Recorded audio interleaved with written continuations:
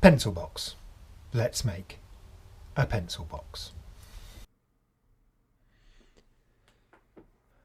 Okay, so if you're an avid fan of my gorgeous woodworking channel, if you're not, you should be, you may remember that I got some free pallets. If you look up the video called Pallets 1.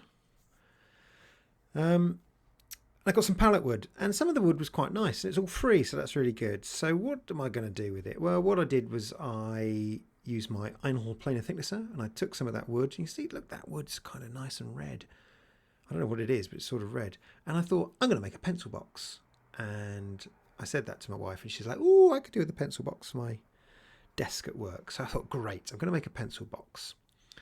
It's going to be nice and delicate. It's going to be quite a fine piece of work. It's going to be a really nice pencil box. That was my plan. That's what I had in my head. And very simple thing, but that's what I wanted to do. So you can see that piece there. It's quite thin. It's quite delicate. I've taken it down with the planer thicknesser. They're just using my shooting board to just square off the ends. And I've got some nice little components there. And I wanted to dovetail them together as well. I could have just glued them together and stuck some pins in or some staples or something. But I really wanted to make this a really nice little piece.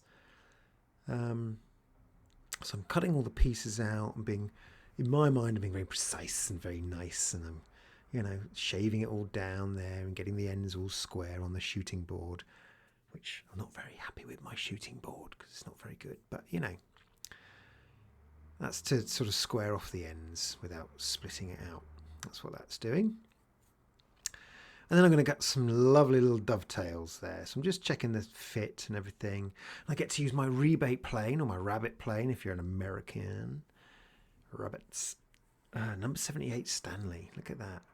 So I'm just going to cut some rebates so that those little pieces fit together nicely. Trying to figure that out.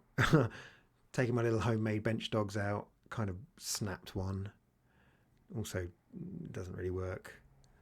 So just sort of put it on the edge and then just, did it by hand. Look, and you can see there, I've made a little rebate. And I was like, yes, that's working. I think that's the first time I've used that tool. I don't remember why I bought it. Oh, I do. I do remember why I bought that to make this workbench, but I ended up not using it.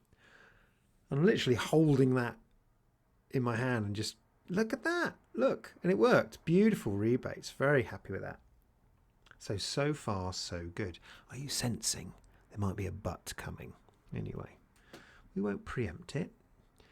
So you can see now I'm marking out how thick I need my little dovetails. And look how thin this wood is. It's very thin. Trying to make it accurate. Look, and I'm marking off my tiny little dovetails.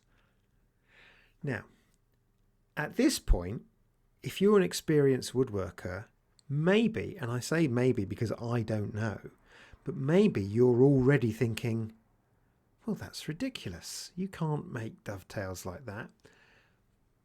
But maybe you're not. Maybe at this stage you're thinking, yeah, that's fine. It's fair enough. You're not doing anything wrong yet, Woodsy. And look, I'm cutting them down, doing two at a time so they're the same. Just there you go. So far, maybe, so good. And then I'm trying to take out now,